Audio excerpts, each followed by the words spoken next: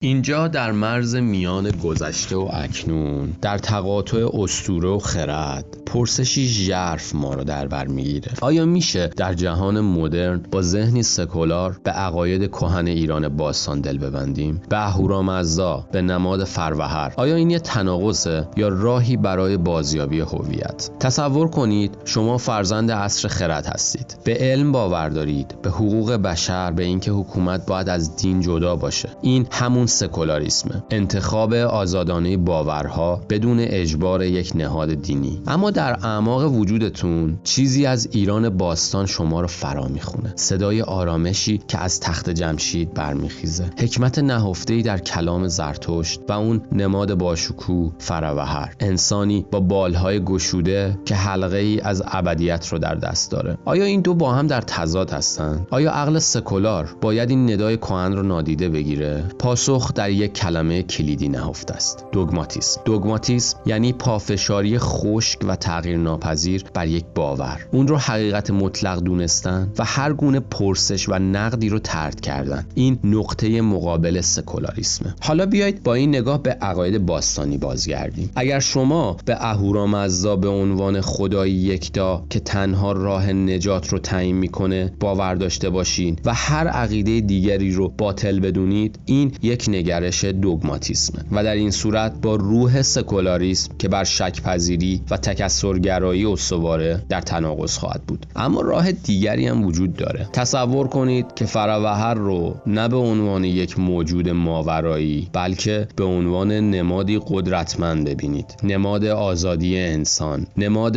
اراده او برای پرواز به سوی پیشرفت و مسئولیتش در قبال جهان. تصور کنید که پندار نیک، گفتار نیک، کردار نیک رو نه به عنوان فرمانی آسمانی بلکه به عنوان اصولی اخلاقی در نظر بگیرید که از دل تاریخ و خرد جمعی بشریت سر برآورده. در این نگاه شما یک سکولار غیر دوگماتیک هستید. شما از میراث فرهنگی و فلسفی سرزمینتون الهام میگیرید بدون اون که در دام قطعیت گرایی و تعصب بیفتید. شما از اسطوره ها برای ساختن یک چارچوب اخلاقی انسانی بهره بردید. این دقیقاً کاریه که فیلسوفای بزرگ در طی تاریخ انجام دادن، از نیچه که اسطوره‌های یونانی رو برای نهاد شکنی به کار برد تا بسیاری از انسانگرایان مدرن که به دنبال خرد کهن در دل افسانه ها هستن. پس پاسخ نهایی چیه؟ هیچ تناقضی وجود نداره، به شرطی که باورهای کهن رو با نگاه غیر دوگماتیک و نمادین بخونید. این مسیر یک گذرگاه ظریف